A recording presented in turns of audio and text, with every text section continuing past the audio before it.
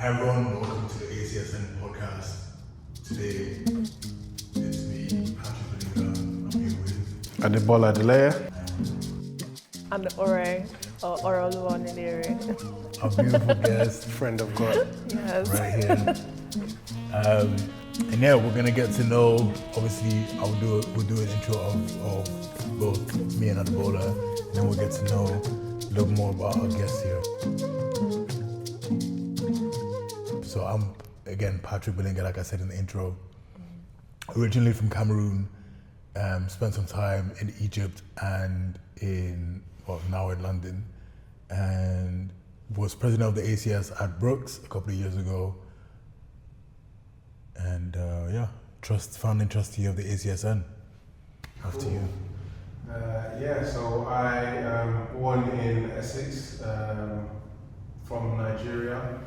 I then went on to be the Essex ACS president while studying my law degree. After that, I teamed up with quite a few individuals to become the founder of the National African and Caribbean Student Society. And that went on for a while, and then we merged with the ACSN. And now I'm the head of development, one of the trustees at the ACSN.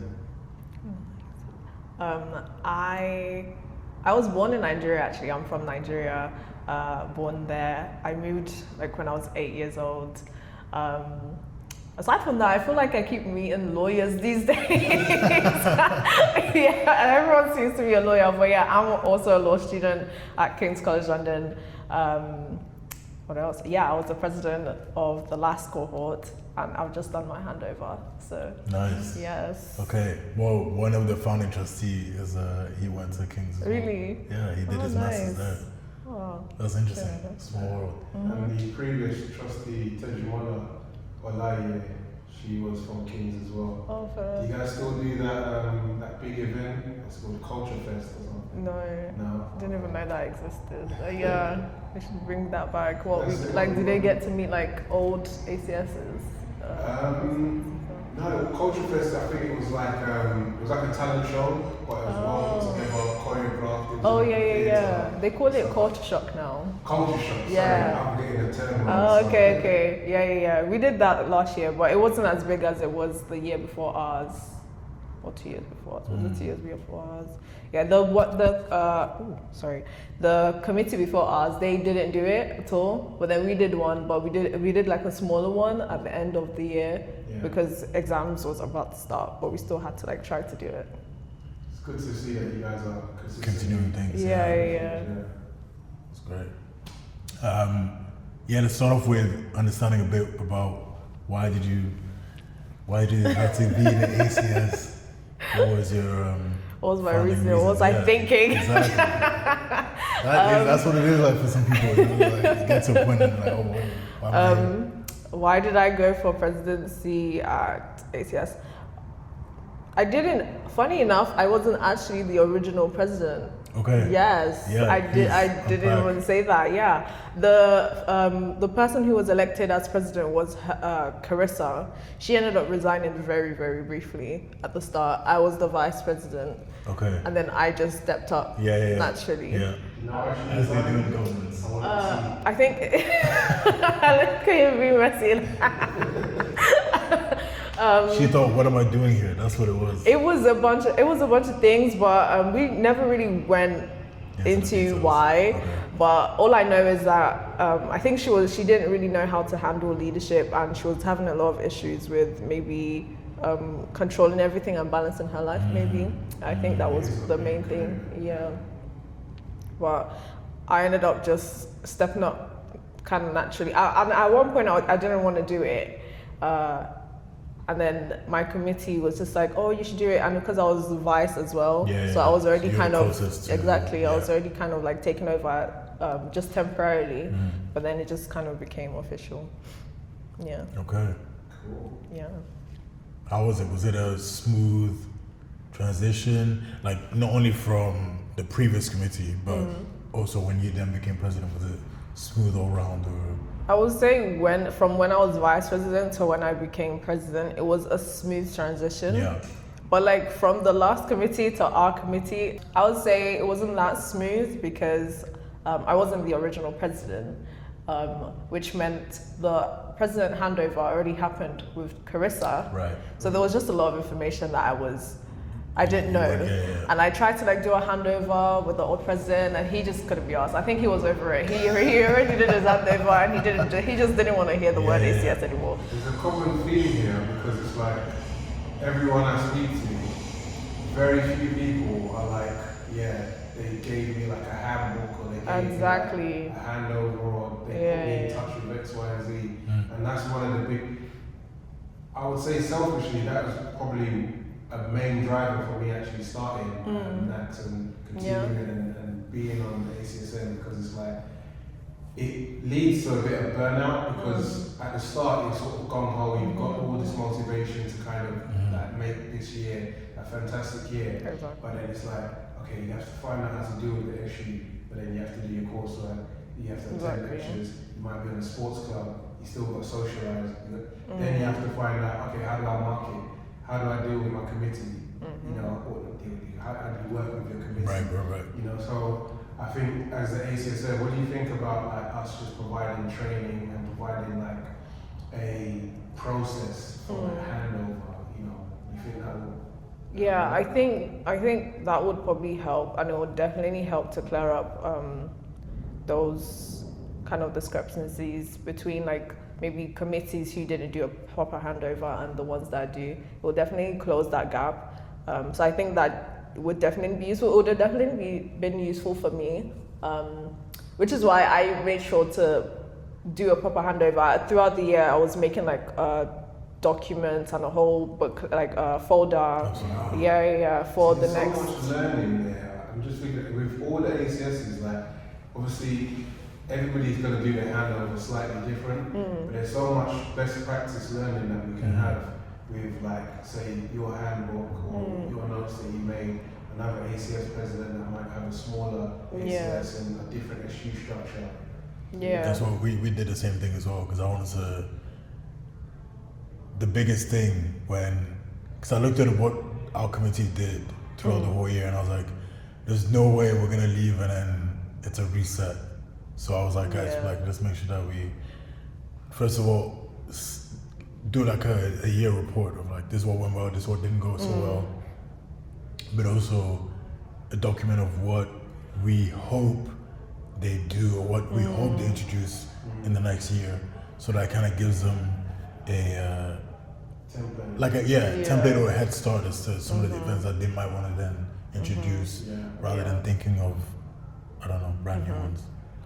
I really made sure, I think that is very useful, because I really made sure like the new president had like I even did like a couple training, for example, how to use certain softwares, websites and stuff like that that's exclusive to Kings maybe. A lot of documents, even research I had to do by myself for like finding venues or just phone numbers or sponsors, all that, everything. I had documents, documents on documents. And hopefully it's useful. She did say how useful it was, but and they seem to be doing great. So I do hope it was useful. That's good. What was your worst event and what was your best event? What? Oh gosh. Okay. Best event. Let's. Should we start from? What should we do? No, what's the worst? Well, let's start with worst. Okay, we'll finish on a good note. Okay, worst event was what did we call it? It was so bad I didn't remember the name, I'm forgetting in my mind. Okay, it was called Nerds and Jocks, right? Nerds and Jocks. Nerds and Jocks. Okay. It was a great concept. Okay, that it was. Sounds and like it was a Halloween event or something. It was around that period. Okay. Black History Month, end of the month party, October. Right. It was gonna be lit, okay?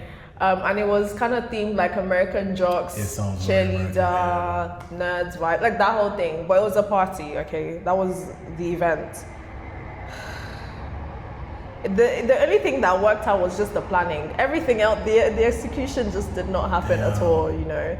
And I'll break it down. At first, it was mainly our SU, because around October we still hadn't received something called a Soldo card, which is the card that we can use to pay for everything. Okay. So we started having issues with the venue guys, being like, oh, when are you gonna pay us? Invoice this, invoice that. Like, can you give us a minute? Like, we don't have this. And then it became like us uploading our tickets on the website. Kings has this thing where you can only use their uni portal, and we usually would use Eventbrite because it's quicker. We're able to. Other people can access it. It's just easier. But Kings was like so adamant that you guys are gonna get your society is gonna get ratified if you use external sites and stuff like that. So we were really trying to be, I guess, obedient or whatnot. Yeah, exactly. And we really tried to like use the Kings portal. We had to do a whole like month-long process of like forms. Uploading this ticket, uploading that, doing this form, doing this risk assessment. Is that the same for all societies, or? It's the same for all societies, but it's for you to just put your tickets on the website. It was just the longest process, but because the event was also a party and it was going to be at an external venue, it just took longer. It was no word of a lie, like a few days before the event itself, before we finally were able to get the tickets on. By that time, promotion was already like. The promotion was it was too late. Marketing, we just didn't have time to do it. It just wasn't done properly. Everything had to be kind of last minute. We ended up having to cancel it, and then we tried to refund people's tickets. It was just a whole bunch of just a mess. So that was the worst event for sure. The best event, I would say my favorite was probably one that we did called Backchat. But I think the best event in general was Take Me Out. Those are usual highlights. Suspects. We hosted the London Take Me Out this year, and we invited NK and Sarah. I don't remember her surname, but her name is Sarah. I love her. When I first mentioned her to my community, people were like, oh, we don't know who she is. But then when I showed them, they were like, oh yeah, she's lit. Yeah, she's an influencer, a YouTuber mainly. What ACSs from London were involved? So we had Brunel, we had LSE, we had UCL, we had I think we even had SOAS, we had all the London universities basically, and the event was oversubscribed. It was really good. Over 400 people were able to attend. Wow, yeah. Was that did you use the university venue or was it? We used a hall at the university, a lecture hall at the university. It was really good. The planning was not as bad as it might have seemed, but it was a lot. Like, it definitely took a lot of like thought and brainpower. The only thing that nearly messed us up was literally the day before. I think people started getting like cold feet. So the contestants, they tried to cancel on us. Damn. When I tell you I started doing HR, hi, wait, so they did my a little name reunion. is... The little reunion between each other, like let's call I don't know how everybody was trying to cancel on me, but then thank God, because I can pick like solve something really quickly. I'm a problem solver, so I'm like reaching out to this person. You should do this, blah blah blah. Can you reach out to this person and help me get this? And I'm calling this number that's maybe interested. Hi, remember you said that? Yo, day before, guys, we made it. That's good. Okay. Yeah, and would you say it was easier to set up because you had like Brunel and all these like other unis? Oh yeah, sort for of sure. Helping you out. Okay, yeah. Promotion was definitely easier because first of all, it's Take Me Out, so everyone was usually quite interested in that, and because all these unis were interested, and because we already went through the whole thing with SU, so we already had backups of what to do, how to avoid those situations. Yeah. Tell us what are the things to avoid so that the people know. What we ended up doing was we just used the Eventbrite anyway. Do not do this if you're the next committee.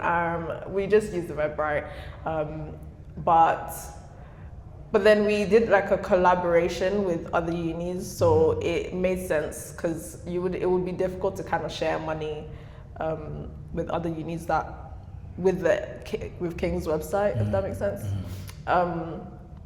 And aside from that, we researching like the influencers and everything months before. Okay. Yeah. And sorry. that was so hard as well. You'd be surprised. We found our male host early, but female host for some reason was just so hard to get. We nearly got this one girl that is really popular on TikTok, but she cancelled. Very like she was like she got cold feet. She said she's just nervous about the crowd. Yeah. And then she just cancelled. And bearing in mind, it took us forever before we even found her, and then she cancelled. I was like, yo, this is not looking good. Yeah. So how early, because you said months ahead, so how early were you planning events for the whole year? Okay, with Take Me Out, we were already thinking about, we already started sending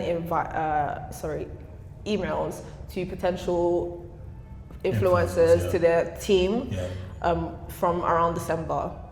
Okay. Yeah, and we already made that because I'm really. Hope I did. I'm usually really organized, so I would make documents, or I'll get like my head of events to make a document of things we want to get done in October, or like maybe things like a specific event. I would want to know like venue. I want to know if we need food, if we need how many people might come, tickets, everything about that event. I want it in a document, and then I can like assign tasks to people. Come on. The future CEO right there. Like, that's crazy. Okay. So that definitely helped, and that way I was able to see, okay, this task will take a long time to do, so someone needs to start looking at this now. So you do a whole project management, now you're beginning to project management. Yes, you know what I mean? We're doing Gantt charts and everything. That's okay. Yeah. Okay, fair enough. Okay, so yeah, it is important to plan. Yeah. And obviously be organized. Yeah. Okay, so the people that were part of the committee, did they notice of you? Did they know that you like to plan, do you like to organize, and were you looking to kind of bring out the organizational skills of your committee members? Like how were you managing the different skills that different people had? I think I'm very good at spotting what people's strengths and weaknesses are or were, which I think was really helpful for me. For example, my vice president, Louise, she's really good with people. Like she knows how to de-escalate situations very well. She knows how to, like, people is her forte. Yeah. So there's been situations where, let's say someone messes up a job like really bad, and I'm like, girl, Louise, you need to handle this. Okay, I can't. If I talk right now, I might say something I can't take back. So I'll be like, Louise, you've got this. Or like, let's say it's time to maybe if she wants to greet guests or anything to do with people, or like meetings, if you want to meet sponsors or stuff, I'm usually good at that because I'm usually good at like the negotiating side of things. But in terms of like the people skills or the friendliness, you need Louise to be there. So that's exactly. Okay. So that's usually the balance. And there's other people in the team. For example, who else? Tyrone. He's one of our first year rep. He's very good with, like, first of all, he knows a lot of the first years. Okay. So he was very good with like what did they call it? Person to person, word of mouth. That whole thing. Yeah. So he's good at that side of things, and also he's just really on the job. Like if I give Tyrone a task, it's gonna get done. It's gonna get done well. It's gonna get done on time. Okay. So in terms of putting events out there, he's probably like obviously on top of marketing. He would then do the and there's other people on the team who are just good at ideas, like bringing out good ideas. So if maybe I'm thinking of something, or like we want to do a certain event but I don't really know how to put it together, I can ask those people. So it's just a matter of knowing what people are good at and then utilizing those things. Okay. So not to make it a competitive thing, but do you feel like you're better than a previous committee? Oh, I don't know. I feel like the last committee had their strengths, and we had ours as well, for sure. They were really good with social media promotions, or like just keeping the social medias active. But we were really good at the planning on organization. We were really good at sponsorships, getting sponsorships, the whole business side. We were really good at that. And I'm sure the next committee are going to be great at something that both of us weren't. Yeah. Yeah, I think one of the things that I made sure that the committee after me and the committee after them understood was like, you have to look at the ACS as a business in a way, right? So try and make sure that you bring in some money in because it will help you do events, but it could also help the next committee. Exactly. And in terms of costs, it's not, I think that's just a time thing. So you want to manage your time and be organized as best as you can. Let's talk cheddar. What kind of money do you get from the SU? From the SU? Because it must be different from some of the smaller or less high profile ACSs, universities. I mean the ACS is don't give a, yeah. the new committee might get mad. They might see the budget and be like, "What? That's not." No. I made sure they're up. So they're good. We get a good amount. I did speak to other ACSs when obviously I was president. We got like a couple Ks. Is that okay? Yeah. A couple Ks. Yeah. When I opened the bank account for my ACS, I just saw crickets. Really? I was in minus. I thought what we got was not great, which is why we were on it with sponsorship. See, the sparse difference between, say, like a Kent Uni or a Essex Uni to like a LSE or a UCL, like the amount of support financially that they get from their SU, not everyone knows that there's a huge gap there. But with the SU, we don't actually get a lot of financial support from our SU. Okay. What does happen though, for example, Black History Month, you can apply for funding, or if you want to do a fundraiser, you can apply for funding for the specific thing if they have funding for that. Okay. Is your budget derived from the previous ACS? Exactly. Okay. The money we have in our account is from what the previous committee had left there. So the money the next committee would have is whatever we left there. So they don't kind of invest or put in a little bit of money every year. Not from what I know. Okay. Yeah. Damn. Yeah. So if someone is in the minus, they just have to. You're gonna have to, yeah. Okay. That's from what that's what I know. I might be wrong. Who knows? That was your lived experience. Yeah, you're on the up the whole time, so you're good. You don't know. You don't know the struggle. Exactly. You don't even know what that is. You don't even know what that word means. Oh, that's great. So I'd like to hear your opinion on ACSN and our initiative, like what we're trying to accomplish. What do you think about it? From what I looked at the website briefly, from what I do know, I think it's very important. I think there should be a way to, unite all the different ACSs across the UK. When we at the start of the year, we went to a conference, a 2-day conference with Amos Bursary. I'm not sure if you've heard of it, but they managed to bring together some executives from each committee across ACSs. That was really helpful actually. That was the event that allowed us to get to know each other, get to exchange numbers, we ended up creating a group chat. That was the one thing. Without that, my ACS experience would have been completely different. What are they called again one more time? Amos Bursary. They have a 2 days conference. Yeah, they would for people outside of London, they would what do they call? They can pay for their transport and their accommodation for the 2 days, and then they will do a whole training thing for 2 days. That was really helpful. So yeah, if you're able to do something along that, I think one thing that would probably be really useful for this organization is the career side of things with ACSs, because I think that's something that ACSs, especially presidents, because when I went to Amos bursary, people weren't talking about clubbing or like partying or anything that you usually see with ACSs. People were genuinely interested in the career side of things, but in terms of there's the thought and then there's execution, right? Because when people come in to their universities and they're like, oh, ACS is the first thing they're thinking about, it's freshers parties, that kind of thing. But it's like the presidents and the committees, they actually want to bring in more of the career stuff, but because that's not the preconception of ACSs, it's like they're not interested in that, they're not looking for that. So if there's a way to change that narrative, that would be really helpful. So what I'm basically saying is maybe at the start of the year, there can be like a massive careers conference that is just catering or specific to ACSs. That would be amazing. Yeah, more food for thought. Yeah, definitely. We've definitely had those conversations of like bringing, we're just doing an ACSM conference. Yeah. Know? But okay. I didn't know about the importance of, well, obviously I knew the importance of career, but I didn't know it was how important it was to people that are in the ACSs. So it's very important. It's good to know about.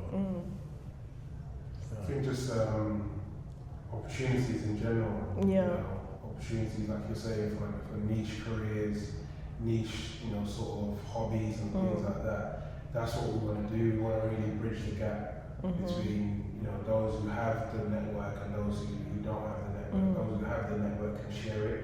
Those who don't can benefit from it. And also, if we have an alumni network, once people graduate, they go into entrepreneurship, they go into corporates, or they go wherever they go. There's a wealth of networks of knowledge, and we've all had a similar lived experience. We know how hard it is, to be back in England, in Wales, wherever we are. So I'm sure a lot of people want to give back because and reach out a hand and lift people up, because we know how hard it is for us to kind of even just exist in our natural state without having to code switch all the time, or be just trained. I heard this thing like black fatigue. Have you heard about it? No. Yeah. So I think for my concept of it is just like, it's tiring being black, always having to like explain yourself, always having to feel like, is my tone too loud in this conversation? Am I being a stereotypical this, or am I, exuding a certain perception of me that is going to affect me negatively with, the dominant society? But so I'm sure, like our alumni network, once we have it, in full fruition, and once we do that careers event, people are going to be so willing to like help out, the future generation. That's right. I was gonna say, what do you hope to do? Because you're studying law. You study law. I'm still studying law. I'm going into third year now. Okay, yeah. So what are you hoping to do? What's the career goal? Career goal will be to become a commercial lawyer. Okay. Yeah, that's it. Private practice. Hopefully this year I can get a training contract. Also, I'm trying to like build maybe some public speaking skills. Or like just research skills, administration skills. I don't know, that whole thing.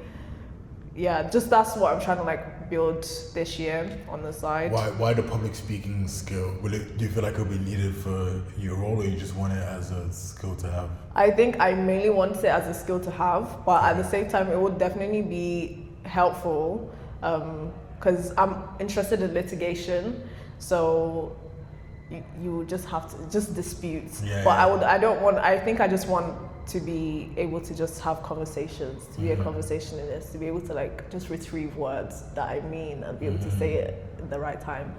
So I think public speaking will help with that. I would think you'd have some public speaking experience from being president. For sure. Yeah, you were like, actually, that's the question. Did people know who you were?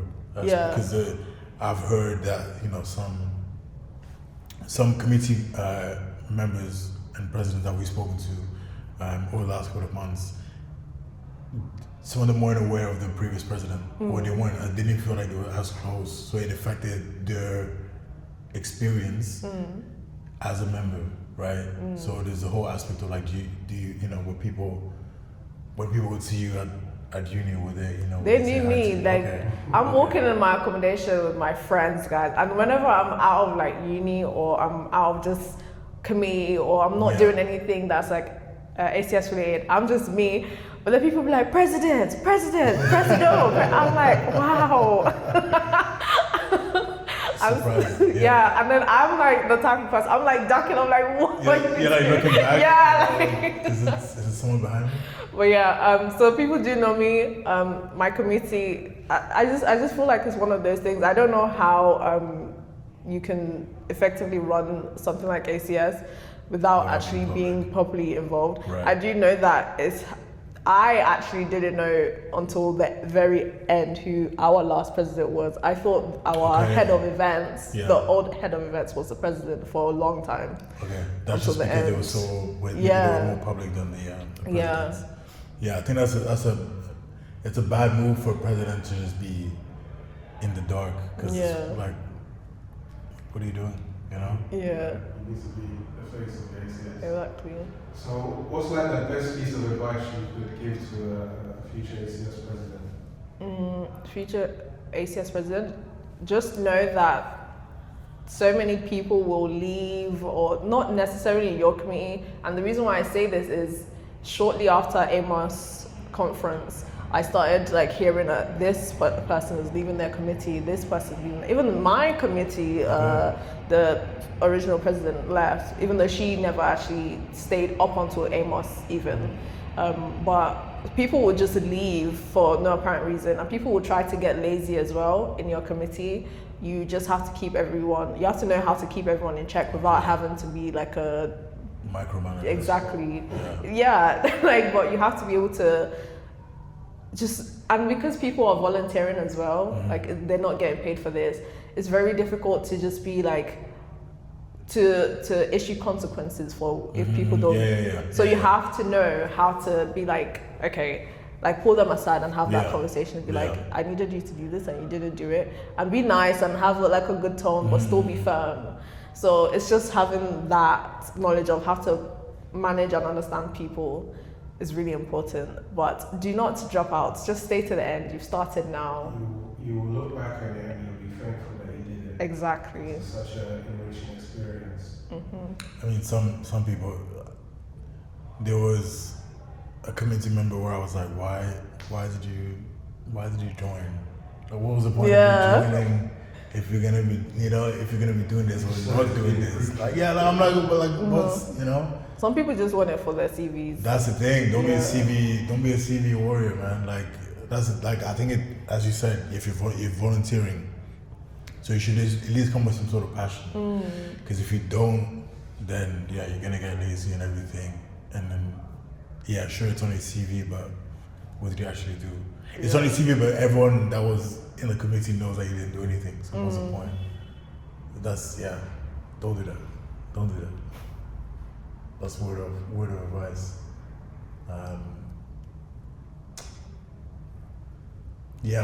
Okay.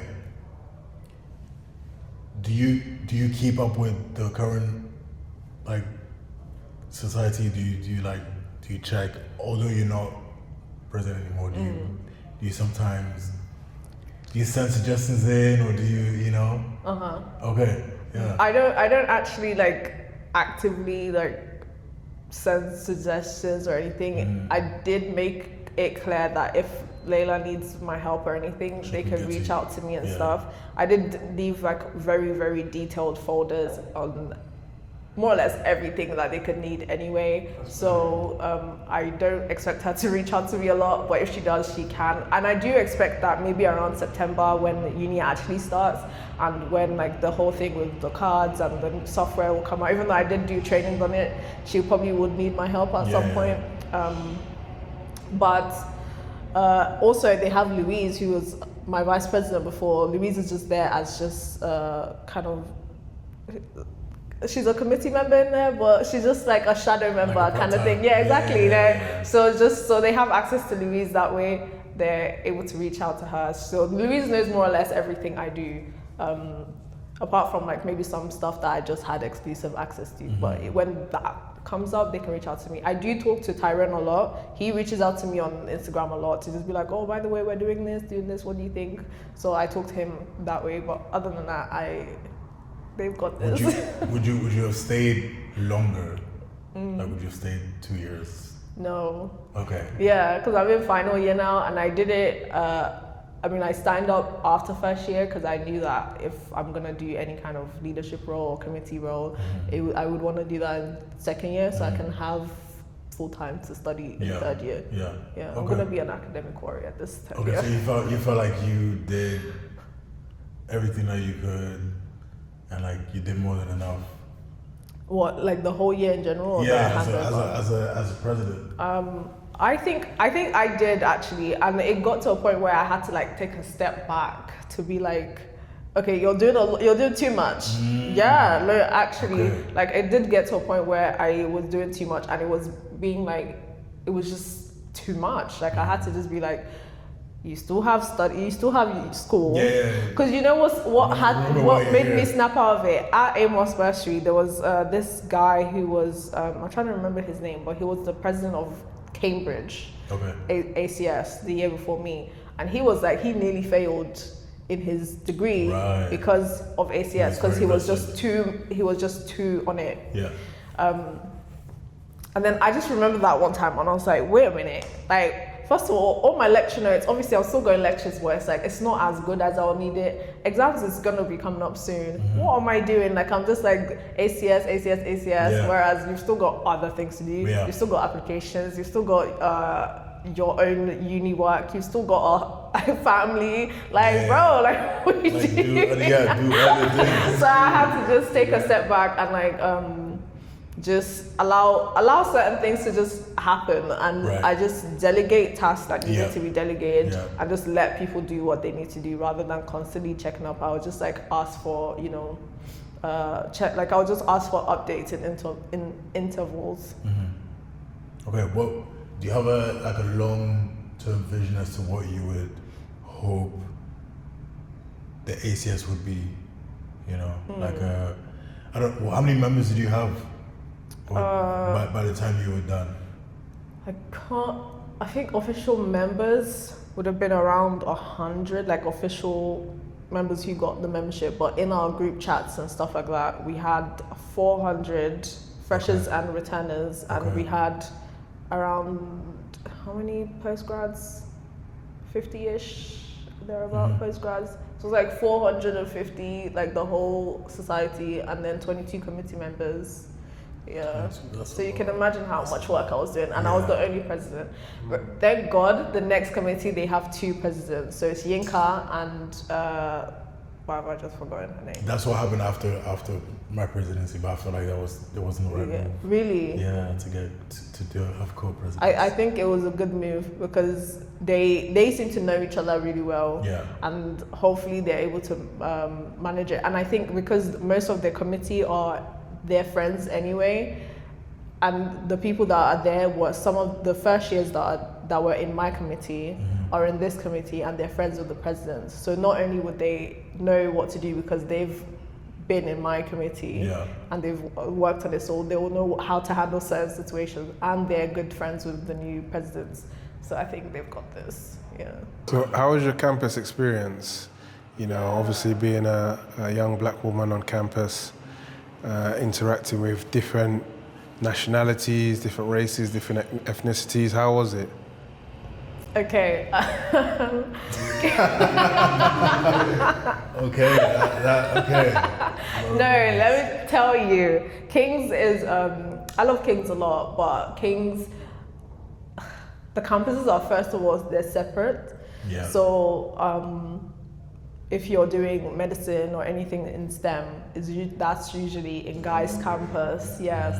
And then if you're doing anything in humanities or whatever, I don't know, law, you're in Strand campus, Yeah, and then yeah. it's just dotted around. If you're first year, you're usually in Waterloo. It's just everywhere. So it's really difficult to make friends across different disciplines.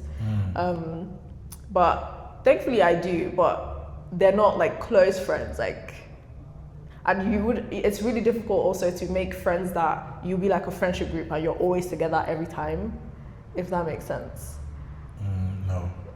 No, this is a real thing, and it's not just me. Because familiarity is. Yeah, it's also because like your schedule is very different. For example, as a law student, you've chosen.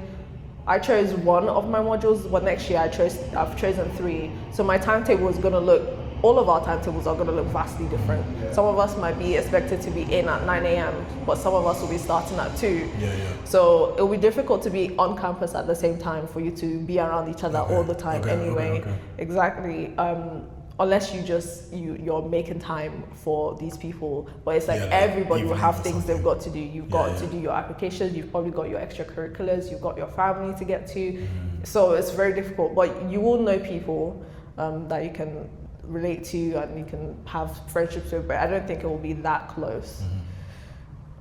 But aside from that, in terms of different ethnicities or nationalities, it's been a great experience actually. I've met a lot of people that I really like, that really get along with me. But aside from that, I try to